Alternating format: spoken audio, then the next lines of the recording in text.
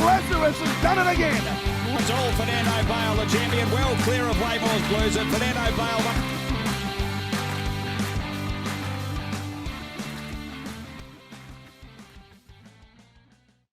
And welcome back after our short break on our racing segment this week of Racing, Pacing and Chasing. And we're here with our first special guest tonight, Shane Collins, CEO of the Gawler and Barossa Jockey Club. Shane, welcome.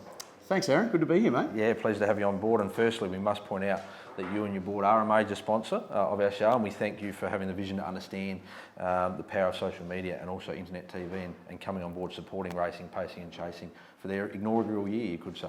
Yeah, no, good thrill, and for us, you know, if anything we can do to help both the industry and obviously promoting it, and well done to you and your team. It's fantastic, and we're proud to be a part of it. Yeah, and we're looking forward to growing it with not only you and our other sponsors as well, and we'll get into that as we get to the Gawler Cup as well. But firstly, how long in the role as CEO?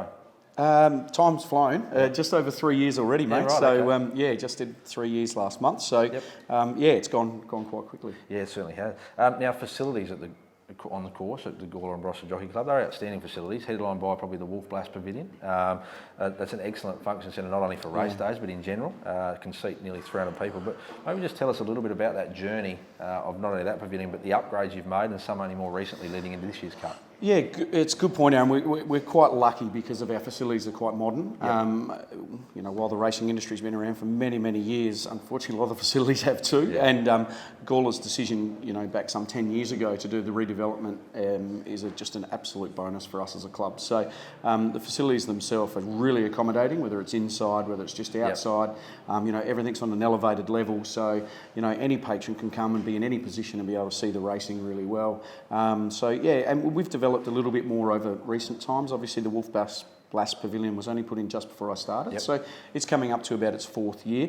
But that's just been a fantastic place for people to come and watch the races. It's insulated, although it's open in the way of vision, but it is heavily insulated. Yep. So during the warmer months, we can put some fans and whatever in there and keep quite cool, and in the cooler months, same with the heating. So fantastic facility, and the mounting yard's right next to you.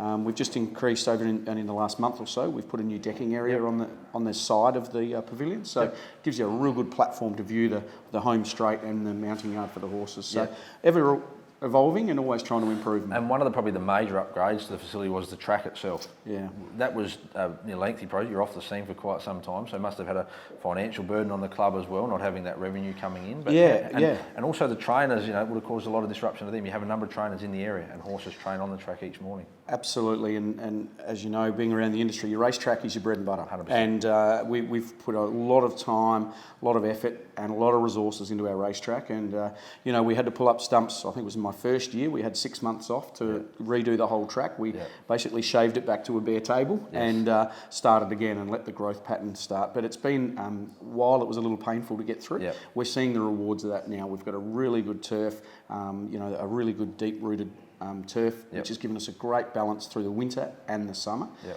We do have to carry a lot of load for the racing industry in the winter because a couple of the tracks can't race. So, for us to be racing every fortnight through the winter and still be dishing up great tracks is a really good result. 100% credit to the club and yourself as well. But leading into that, the quality of the track, you are getting some Saturday Metropolitan meetings there. You've got a couple coming up in the near future, I believe. So in previous times we were getting sort of 4 a year, but the brand new opening of the fantastic race course at Gifford Hill, Murray Bridge, has meant that 2 of those 4 race meetings have now been transferred to Murray Bridge, which was what the original setup was meant to be. So SAJC and Morphettville actually own the Saturday races, and they're kind enough to give 4 of them up, plus Easter Saturday to Oakbank. So us and Murray Bridge will be sharing the 2, and what we have to do with Murray Bridge is we take 1 each in the summer and 1 each in the winter. So we've also done a bit of a deal. We were a bit lucky. We did a bit of a deal with Morphettville, and we got back a Saturday that we actually had lost to them. So they've been wonderful to work with, and it now sees our big summer series through Christmas and New Year.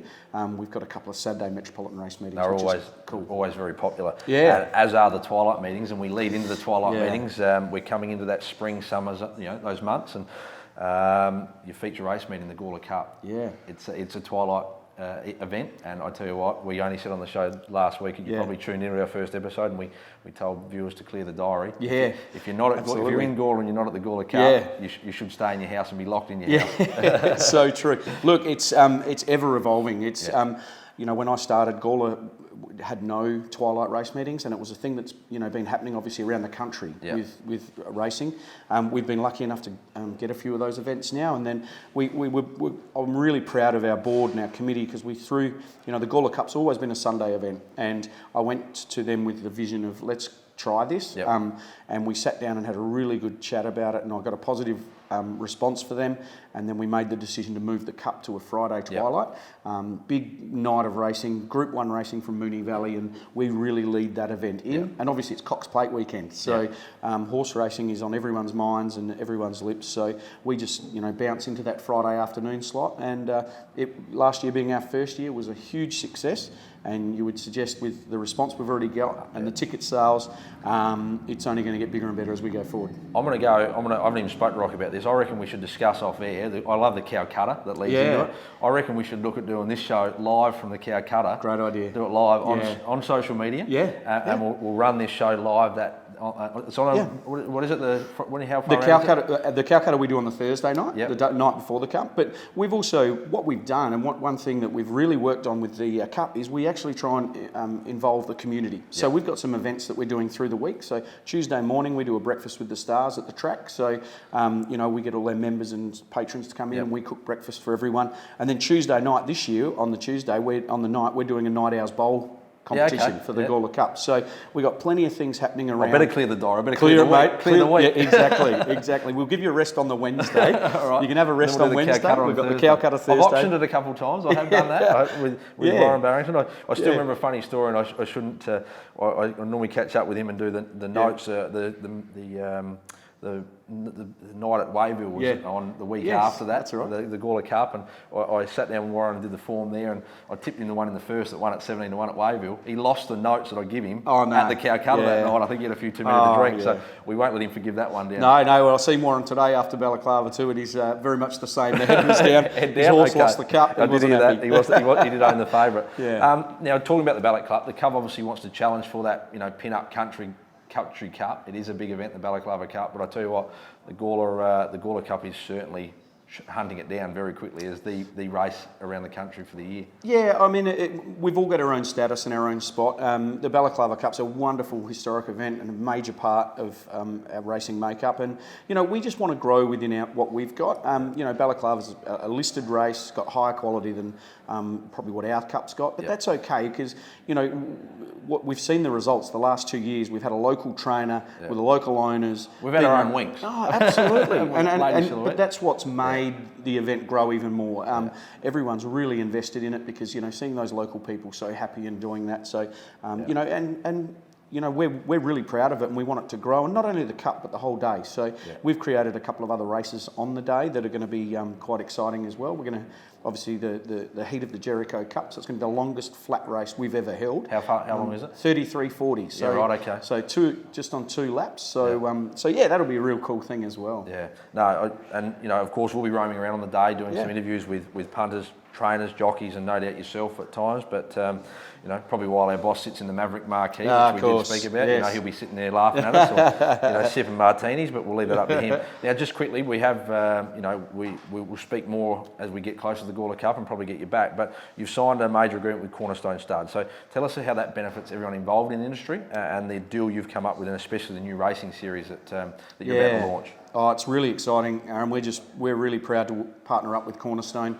Went and caught up with Sam Hayes and the team there, and they were really positive about getting involved, but they wanted more than just have a name and a brand, and we went about putting the series together, and they were very, very positive about that, and they put 3 services up to their horses, their stallions, obviously 2 to Sir Prancelot, and they threw in a Cornerstone bonus for the first filly or mare to win a heat.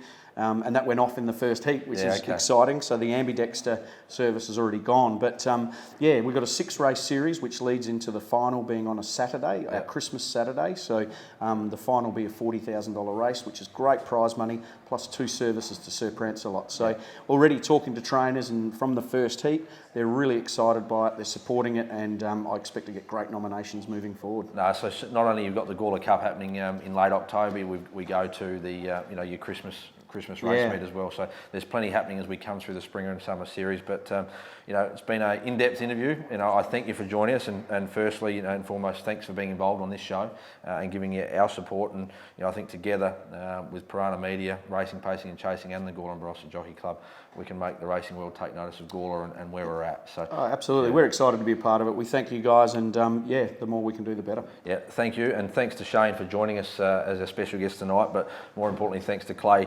Sampson, Tony Modra, Kim Coster at Fluoro Milk Company. Week in, week out, they bring us the racing side of the show as well. So we'll see you this time next week, and we look forward as the build-up continues to the Gawler Cup.